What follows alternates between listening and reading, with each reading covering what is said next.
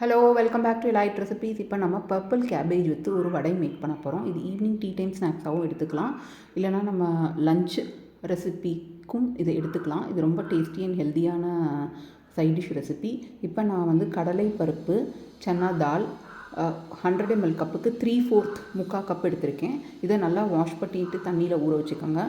துவரம் பருப்பு, அதுவும் வந்து ஒரு ஹேண்ட்ஃபுல், ஒரு கையளவு எடுத்துக்கோங்க. அதையும் கழுவிட்டு இது ஊற வச்சுக்கோங்க. இது மினிமம் 2 hours நல்லா ஊறட்டும். 2 hours ஊறினுச்சுன்னா சாஃப்ட் ஆயிரும். அதுக்கப்புறம் இதை மிக்சர் ஜாருக்கு இந்த பருப்பு ஆட் பண்ணிக்கோங்க. இதில் துவரம் பருப்பு, கடலைப்பருப்பு ரெண்டுமே இருக்குது. இதை மிக்சர் ஜாருக்கு ட்ரான்ஸ்ஃபர் பண்ணிக்கோங்க. இது நல்ல ரிச் ப்ரோட்டீன் ஸ்நாக்ஸ் ரெசிபி தான் இது. நீங்கள் நல்லா பக்குவமாக செஞ்சீங்கன்னா உங்களுக்கு இந்த வடை வந்து எண்ணெயை குடிக்காது. உங்களுக்கு நல்லா 2 சாப்பிட்டீங்கன்னாவே நல்லா ஃபில்லிங்காகவும் இருக்கும். ஸோ இப்போ பாருங்கள், இந்த பருப்பெல்லாம் வந்து மிக்சர் ஜாருக்கு சேர்த்தாச்சு.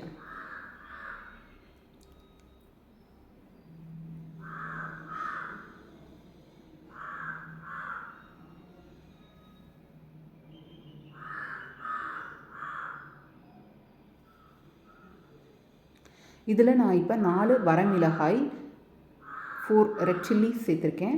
1 டேபிள் ஸ்பூன் ஃபெனல் சீட்ஸ், சோம்பு.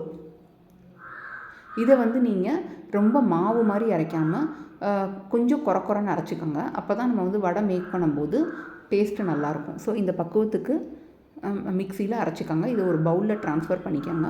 ட்ரான்ஸ்ஃபர் பண்ணிவிட்டு தேவையான அளவு உப்பு, அப்புறம் நம்ம கட் பண்ணி வச்சுருக்க கருவேப்பிலை,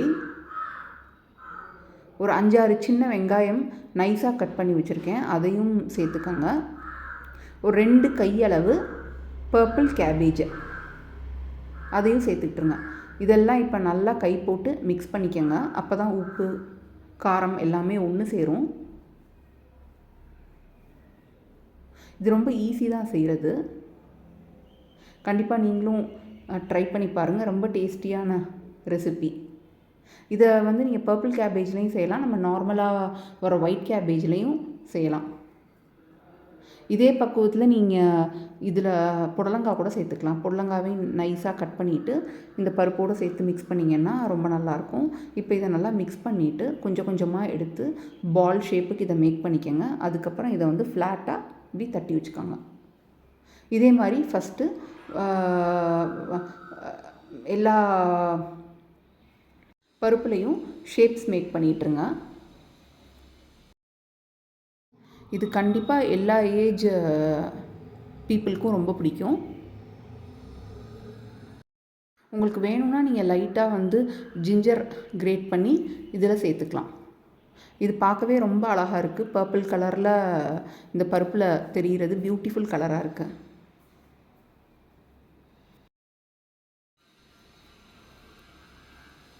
ஸோ இப்போ இதை நம்ம ஷேப் மேக் பண்ணியாச்சு.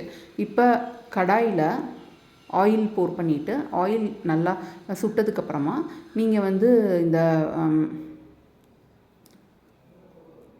வடைசெல்லாம் ஒன்றா எண்ணெயில் போடுங்க. டிபெண்ட்ஸ் அப்பான் எவ்வளோ எண்ணெய் ஊற்றுறீங்களோ அதுக்கு தகுந்தாப்பில் நீங்கள் வடையை அதில் ட்ராப் டவுன் பண்ணுங்கள். இது கொஞ்சம் மீடியம் ஃப்ளேமில் இருக்கட்டும், இல்லைனா கருகி போயிடும்.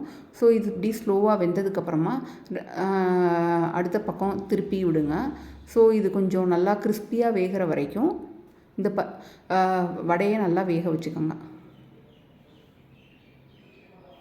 நம்ம கரெக்டான பக்குவத்தில் செஞ்சோம்னா ரொம்ப எண்ணெய் குடிக்காது. இதுக்கு நம்ம கெச்சப் வச்சு சாப்பிட்டா ரொம்ப நல்லாயிருக்கும். இல்லைனாலும் நம்ம கூட்டுக்கறி சாதம், கீரை சாதம், ரசம் ரைஸ், சாம்பார் ரைஸ்க்கு சைட் டிஷ்ஷாக வச்சு சாப்பிட்டாலும் ரொம்ப நல்லாயிருக்கும். நம்ம 2 to 3 பீஸ் சாப்பிட்டாலே நமக்கு நல்லா ஃபில்லிங்காகவும் இருக்கும். உங்களுக்கு வடையை வந்து ஃப்ரை பண்ணும்போதே தெரியும், அந்த பர்பிள் கலர் இன் பிட்வீனில் இருக்கிறது வந்து பார்க்கவே ரொம்ப அழகாகவும் இருக்கும். உங்களுக்கு ஒன்றும் அந்த கேபேஜோட கலர் வந்து வெளியிலலாம் ஆயிலெலாம் வராது. இப்போ பாருங்கள், நல்லா கிறிஸ்பியாக வெந்துருச்சு. ஸோ இப்போ நான் வந்து ஆயிலை விட்டு ஒரு டிஷ்யூ பேப்பர் ரேப் பண்ண பவுலில் இதை நான் வந்து எடுக்கிறேன். இதே மாதிரி எல்லா வடையுமே போட்டு எடுத்துருங்க. கண்டிப்பாக நீங்களும் ட்ரை பண்ணுங்கள். லைக் பண்ணுங்கள், சப்ஸ்கிரைப் பண்ணுங்கள், கமெண்ட் பண்ணுங்கள், ஷேர் பண்ணுங்கள் இந்த வீடியோவை. ஹோப் என்ஜாய் பண்ணியிருப்பீங்கன்னு நினைக்கிறேன்.